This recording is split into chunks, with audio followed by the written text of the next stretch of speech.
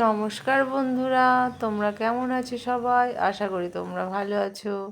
আমিও ভালো আছি। আজকে তোমাদের আমি একটা নতুন রেসিপি নিয়ে আবারও হাজির হয়েছি।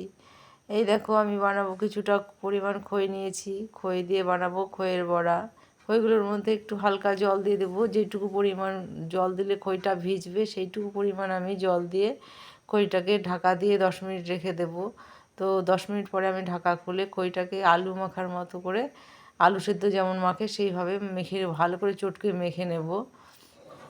তো আমি চটকেও মেখে নিয়েছি। এবার আমি ওর মধ্যে খানিকটা পরিমাণ বেসন, কিছুটা পরিমাণ চালের গুঁড়ো দেব।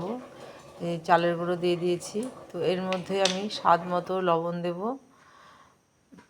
তো স্বাদ মতো লবণ দিয়ে দিয়েছি। আর এদিকে দেব হলুদ গুঁড়ো। আর দুটো আমি কাঁচা লঙ্কা নিয়েছি। এই কাঁচা লঙ্কাগুলো ছোটো ছোটো করে কেটে নিয়েছি। কাঁচা লঙ্কাগুলোর মধ্যে দিয়ে দেবো।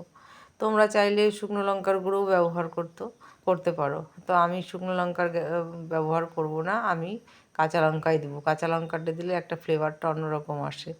তো এগুলোকে অল্প জল দিয়ে ভালো করে শুকনো শুকনো করে মেখে নেব। বেশি জল দিলে কিন্তু ভালো হবে না।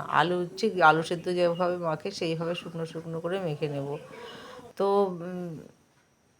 বেশি নরম হয়ে গেলে, জল বেশি হয়ে গেলে তেলের ওপরে দিলে ছড়িয়ে ছিটিয়ে যাবে। তো দেখো, আমি শুকনো শুকনো করে মেখে নিয়েছি। একটা খইও ছড়িয়ে ছিটিয়ে যাবে না। দেখো কি সুন্দর ছোটো ছোটো করে দিয়ে দিচ্ছি। আমার দেওয়া হয়ে গেছে খানিকটা। তো দেখো, এক সাইড প্রায় হয়ে এসছে। এবার আমি উল্টিয়ে দেবো। এই উল্টিয়ে দিয়েছি। তো দেখো, তো বন্ধুরা, তোমরা যদি কেউ আমার চ্যানেলে নতুন হয়ে থাকো, প্লিজ আমার চ্যানেলটিকে সাবস্ক্রাইব করে আমার পাশে থেকো। আর কমেন্ট করে জানাবে কেমন হয়েছে আমার এই বড়াটা। তো খইয়ের বড়াটা একটা নতুন রেসিপি। তো বাকি খইগুলোকে আমি আবারও তেলের উপরে এইভাবে ভেজে নেব। এই দেখো, এইভাবে ভেজে নিচ্ছি। তো তোমরা ভালো থেকো, সবাই সুস্থ থেকো। যাচ্ছি, টাটা। আবার একটু পরের ভিডিও নিয়ে। বাই। প্লিজ আমার চ্যানেলটিকে সাবস্ক্রাইব করে আমার পাশে থাকবে।